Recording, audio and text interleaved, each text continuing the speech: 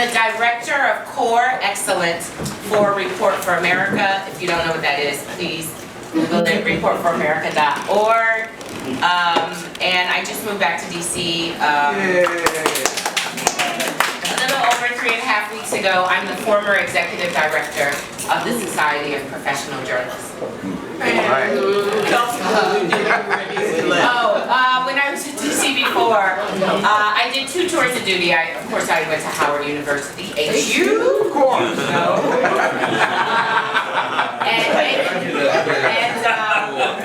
And then the second time I was Washington Bureau Chief during Bush's second term, and was very active in the press club and sat on the press club. Wait, Washington Bureau Chief for? Detroit News. Right.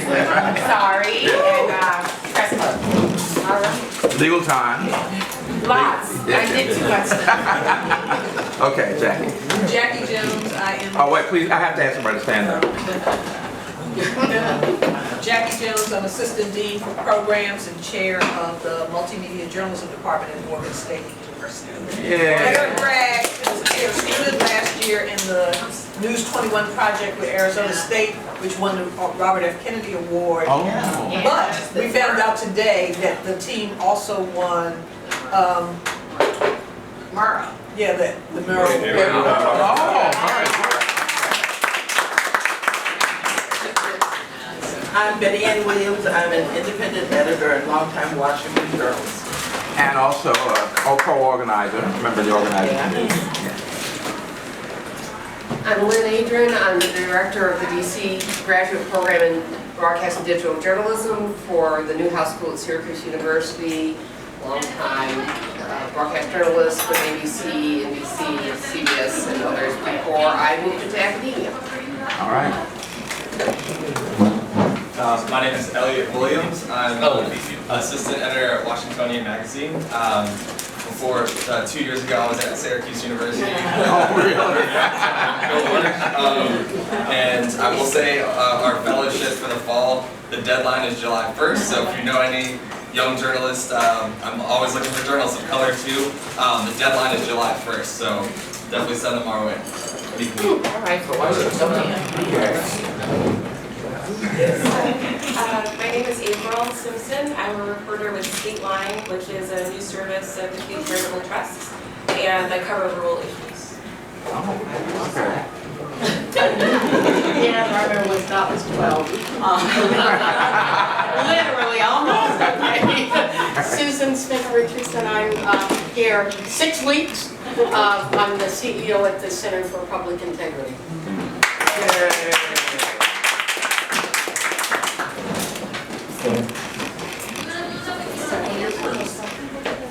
Hello, I'm Patricia Gaston. I am formerly at the Washington Post, and for the last year I've been the Lacey C. Haynes Professor of the Practice at the University of Kansas. I've had a great time there thus far. I think they want me to come back as I am the chair who is looking for a ninth chair. And the process, even though it says it closed in June 1st, is still open. We are looking for someone who could teach audience engagement. Okay. Well-paid, multi-year opportunity. Yes, ninth chair. See me. I'm Suzanne Ito, the Communications Director at the ACLU of DC. Yes. Suzanne Ito. I'm Miranda Spivak. I'm just back from Northern Macedonia. Look on the map.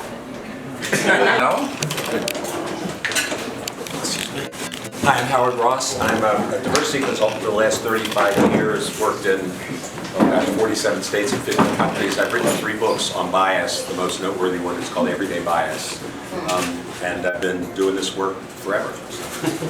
Including at USA Today. Yes, exactly. Wow. It's a long time ago. And NPR when I was there. That's right. That's right. And I listened to you on the Kojo Anami show. Yeah, that's it. How old is he?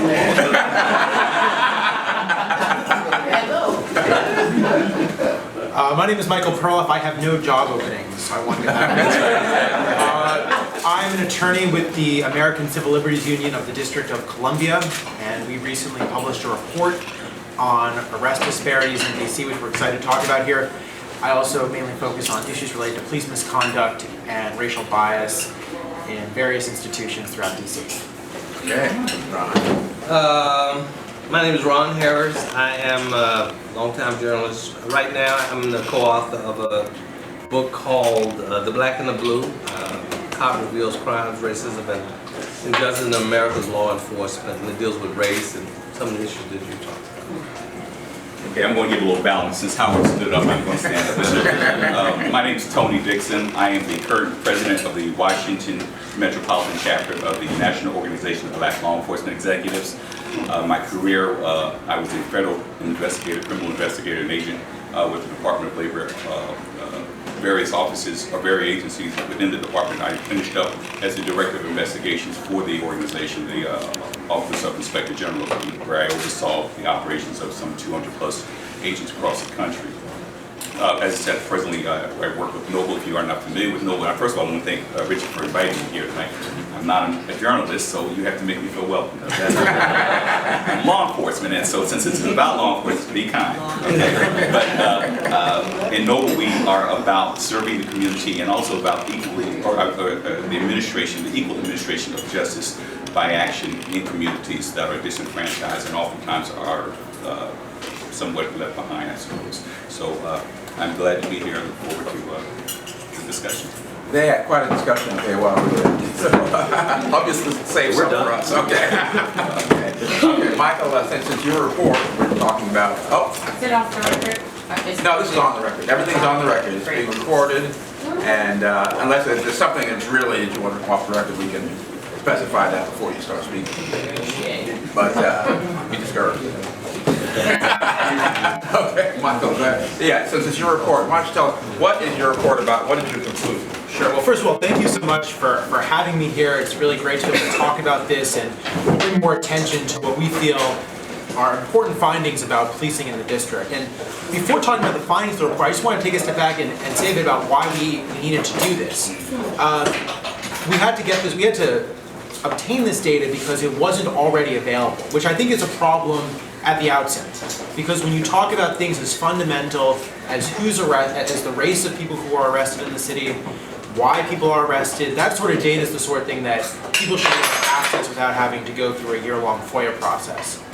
And the second reason why we had to get the data is because, of course, data is so important for every advocacy initiative, it's important for courts, it's important for legislatures, but we also live in a country where when it comes to shaping discourse, so many times the stories of people of color aren't believed unless we have data that backs them up.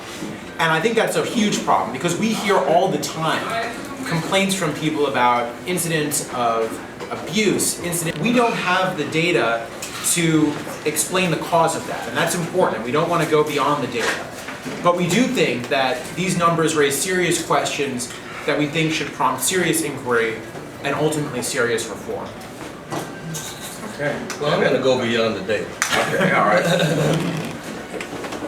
I read the report, and I've done a lot of work with this whole issue for years as a reporter in the LA Times and St. Louis Post-Dispatch and Ebony and a whole bunch of other places.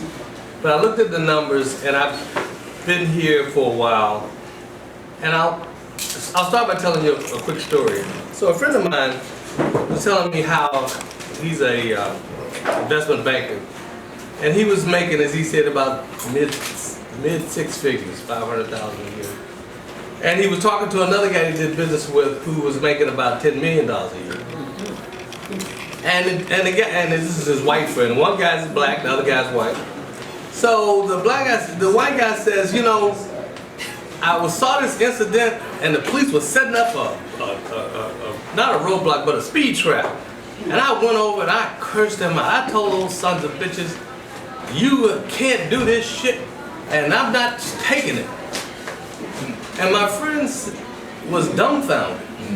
Because he's thinking, I don't care what kind of car I drive or what, I'm not been able to talk to police like that. And he told his friend that, and the white guy says, well, why shouldn't I say that? They work for me. And that was so telling. The police worked for him. Didn't work for the other black guy who was making $500,000. And that to me tells the story of what happens and those numbers and the disparity here in DC. The gentrification in DC has been dramatic and pervasive and massive. And because of those things, we've seen some dramatic changes. I'll just run through the numbers real quick. I'm going to use one neighborhood, Shaw neighborhood. Shaw neighborhood in 2000 was 80% white. By 2010, it was 30% white. Shaw neighborhood in 2000, median income was $29,000. By 2010, it was $71,000. That change and that's all over the city, and not in certain areas. What you find in those situations is that creates a new reality. I'll give you an example. Black churches are moving out of the city. They're not moving out. Why are they moving out of the city? One of my students did a story and she said, well, I want to do something about this black church that moved out of the city. Okay. I said, okay, go look for it. You know why they were moving out of the city? Because of parking. Because what happens on what they found is that when they want to have choir rehearsal or whatever on Wednesday, they didn't have anywhere to park because they came in, they didn't live in that neighborhood, they moved in, they came in from Prince George's County, some other place, and next thing you know, they got a $75 ticket. It got so pervasive that the people in that neighborhood, the church members said, we just can't continue like this. There are 2 churches, you found 2 churches, and there are more. In fact, that's that new reality. And why couldn't they park in those neighborhoods? Because they didn't have the green stickers. That was the new reality created by gentrification. Same thing, and it's funny, I ended up talking to one of the guys who was in charge of parking for the whole city at another fair. He said it was such a problem that they had to stop enforcing parking on Sundays so black people could go to church. That to me tells you what's happening and why those numbers exist. Those numbers exist for the same reason people are walking their dogs on Howard University's campus and they're shitting on the campus. It's not happening at Catholic University. There has been no story like that. It's not happening at these other universities. Nobody's complaining about that over at Georgetown. It's a new reality, and it goes back to my friend. Who do the police work for? They work for those other people. To me, if you look at those numbers and you look at those changes, that is the most telling part. Who wants to go next? Yeah, I mean, I'll jump in, Ron, talking about your first and last point, because I think when you're talking about who they work for, what we're talking about are embedded patterns of white supremacy and privilege that embed in the whole system. And so, how I look at somebody, how I react to somebody, how much somebody occurs as a threat to me, how quickly I respond to them with hostility. The same thing that you were talking about your friend, this one guy who could safely yell at the police. The same thing happens, of course, coming back. I may be yelled at very differently or treated very differently. I'm likely to be treated very differently by a police officer than you are, for example. Oh yeah. Despite the fact that we're of similar age, we could be wearing the same clothes and all that stuff. So, and this is one of the things we've been studying for years, is that so much of this happens because of these impulsive, embedded reactions that we have to people that allows us to treat one person with a certain kind of respect and another with another kind of respect. And the numbers that you were talking about, Michael, this is fairly replicates what happened in New York City during Stop and Search. And essentially the same thing. We had about 45% Black and Latino population, and about 90% of the people who were stopped on the street during Stop and Search were Black and Latino. So what happens? Then what justifies it is, well, look how many more criminals we have from these groups. Well, why do you have more criminals? If you're stopping twice as many people, you're going to get twice as many criminals. So we can see how the systemic cycle just continues over time. We saw that doing this. I was working on a story back in the days of the so-called drug war. And in Atlanta, what they did is basically African Americans gave up their constitutional rights and said, tell you what, this one particular housing project, they said, we've got all these drugs in this project, and the people in the community, not just that one housing project, but people in the city believe that as well. And so they said, I tell you what we're going to do, and they did the same thing in Chicago. We're going to surround this housing project with police, and there's only on every checkpoint. What's going to happen is you have to show your ID in order to enter this housing project. You're going to visit somebody, you got to show your ID. After the end of that exercise, they didn't find large quantities of drugs, no huge number of arrests for drugs. What happened? That one housing community accounted for 25% of all traffic citations in the city during that time. Because everybody's got traffic issues, and so when you came through, that's what happened. Because they targeted that particular community. Last thing on that, one thing that we found, and we were talking about that earlier, is that police departments function because there's kind of like a loaded gun, but somebody else is holding the gun and says, pointed in this direction. And an officer was giving me a scenario up in New York. He said, so here's what happens. We come into the squad room that day, Lieutenant comes to us and he said, look, Councilman Jones has been complaining about this one particular corner. And he's complaining because these two Latino guys there, a bunch of Latinos are getting a hand out on the corner. We think they're selling marijuana. So I'm going to come by that corner today at 5 o'clock. So I don't want anybody on that corner between 5 and 7. And so, why? Because Councilman Jones has had complaints from his neighbors. And so he said, now you two officers make sure nobody's on that corner. This is where your arrest started. And so those two officers went to that corner, and they were the Latino guys, and they said, hey man, we got a right to be on this corner. The officer said, the guy told me that, I went over, kneed him in the chest, beat him down, told his two friends, now I'm telling your asses, I don't want you not only not here from 5 to 7, I don't want you here until all day tonight. And that's how that incident started. Because the police were responding to complaints that other people made. Just like we were talking about a few minutes ago, the complaint about and Allison knows this corner because she went to Howard.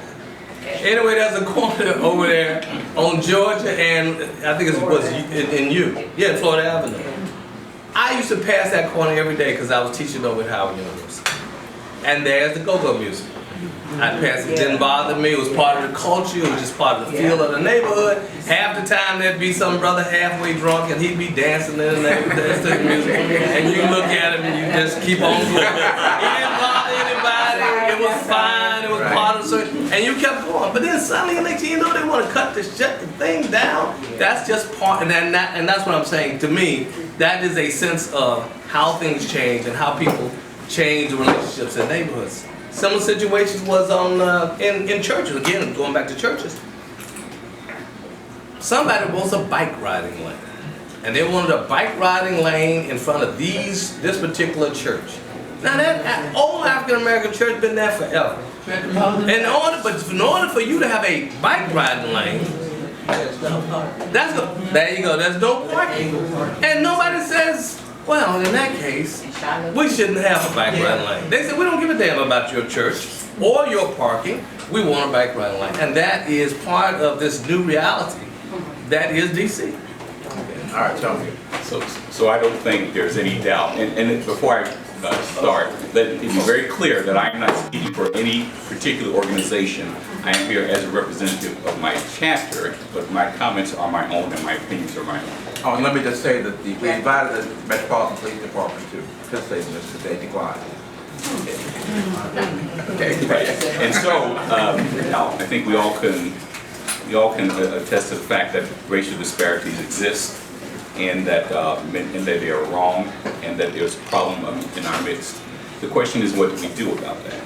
Because what we find is that people behave as they do because they have been taught to behave that way. They've learned that behavior. None of us comes out with a predisposition to be rude or to be disparate or to be racist or be biased in any way. We're taught these things, but we're taught them very well.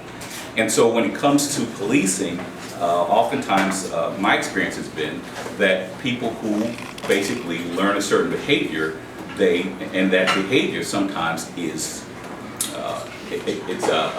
amplified by who you associate with and who you don't associate with. You can have a relationship with anyone you want, but you can't have one by yourself. And if you can, then let me know and I'll call the people in the white coats to come get you there, okay? You can have a good relationship or you can have a bad relationship, but you can't have one by yourself. And to the points that have been made by the other panelists here, you know, there are things that are happening amongst us, the churches, the disparity there, the disregard, the disrespect, implied or obvious with the Howard campus.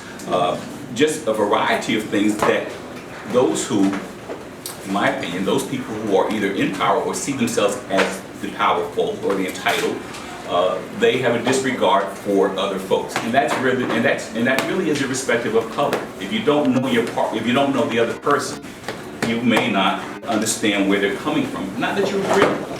You don't have to agree with them, but you have to understand why they think that way before any progress can be made. I always tell the folks that I do a lot of lectures on inner city policing and interaction with police, how to interact safely with police and respectfully. And before you, even in a microcosm of a second, if you're going to make any progress, you have to have some sort of trust. Now, the trust can be that I trust you to behave just like I thought you would behave, and you didn't disappoint me. You were rude. You were uncaring, insensitive. That's what I expected, and that's what I got. But trust can always be, I'm going to give you the benefit of the doubt, and we'll see where it goes from there. A lot of times we're predisposed to behaving a certain way because of our experiences, and those experiences, again, do not have to be our truth. They only have to be the reality for the moment that we're in at that particular time. We can change those things, but we can't do them by ourselves. And that's what we're trying to do. In my particular chapter, we have a very good relationship with Metropolitan Police Department. I don't have very many members as I'd like to have in my chapter. Most of my members are federal employees, many of whom live outside of the district. Many live in, but many live outside of the district because of the dynamics of the area. But what we understand is that if we are going to win back the community, we are going to engage the community in a positive way, then we're going to have to use the soldiers who are on the front lines, and those are the local police officers and the community organizers and people of that sort, and certainly the citizens of the district and of the DMV. So that's what we're trying to do. But again, what I always caution people to understand is that while we have these problems, while yes, there are new realities, we can shape that reality, but we have to understand that we have power in doing that, and know how to, and take some time to figure out how to do that collectively. Howard, you want to talk about how the unconscious bias fits in? No, well, it's funny. I was just thinking when you were talking about, Tony, when you were talking about power. I mean, one of the things we have to face the reality of is that the behavior we're seeing here is not behavior of police officers. It's behavior of human beings that happen to show up in a particular way among police officers. You know, it's not different than the behavior that many of you saw in the newsroom when one person gets better assignments than another because of their identity, or what we've seen in any other engagement between human beings. This is happening all the time because what we know is that bias is as natural in human beings as breathing. We need it to survive. We all have bias. The Dalai Lama has bias. Every single human being does it. What makes it obviously more dangerous and more profound where police officers are concerned is not just the seriousness of the action. In other words, you know, if I don't fall on my tail here. If I don't get a job, it's bad, but it's not as bad as being shot. So I mean, you know, there's a dynamic there, and we know that there are also other psychological factors that play on police officers. One is power. And when we put people in positions of power, their empathy levels of the brain begin to diminish. And that's true for anybody. This could be true for any of us. It's something we have to be careful about when we're put in positions of power. People who are in positions of power tend to stereotype more because they go towards fast cognition and making fast decisions. If you put people in uniforms, that increases itself. If you put people in armor, it even increases more. So a lot of the things that we're doing now as part of standard policing, when we put people in these military-style uniforms, with all this armoring and everything, actually increases the brain's tendency to make quick decisions, to make stereotype decisions, and to move towards these kinds of reactions. And then we also have people, and Michael and I were just talking about this, a guy named Philip Goff, who's a professor, a psychologist at UCLA, who studies this in depth, and it's found that actually belief systems are less impactful on police officers' quick reactions. And the way they do this, by the way, is they have they'll have a room with a full wall screen like this with life-size people coming at you. They put officers in circumstances where they have to react and respond. And they find that people's belief systems are less relevant to their reaction times than their testosterone levels. So for example, he was sharing with me that they had these two guys. One was virtually a Klansman in terms of his attitudes, whose response levels were slower in the testing than another guy who's married. He's a white guy married to a black woman who had very quick responses, and there's almost a direct line of response between the testosterone levels and people's responses. So, I mean, I don't have the answer to any of this, but we're trying. But all I'm saying is there are a whole lot of factors at play here, which make it really difficult. I want to interrupt because I don't agree. There's a whole lot of factors. One factor is really that's about power. I mean, this is not about unconscious bias. When you as a police officer are told to clean up a certain neighborhood, that's what you do. And so that's why I'm just I'm not trying to put all this on police officers, though I got a lot of issues with police officers. Not officers themselves, but at the institution itself. But I'm saying in this case, going back to his study, and I'm gonna steal this thing I just talked to you about. But for instance, his study they did the study. And in this case, officers are being, which I talked about, they are being told this is what we want you to do. Because they don't do anything if that's not what you tell them to do. So what is the mayor's response in the police department where it's already spending $500 million on police? And this is an issue that is not about more police. But what is their reaction? Let's hire more police. We're spending $500 million on cops, but we need to spend another $3 million on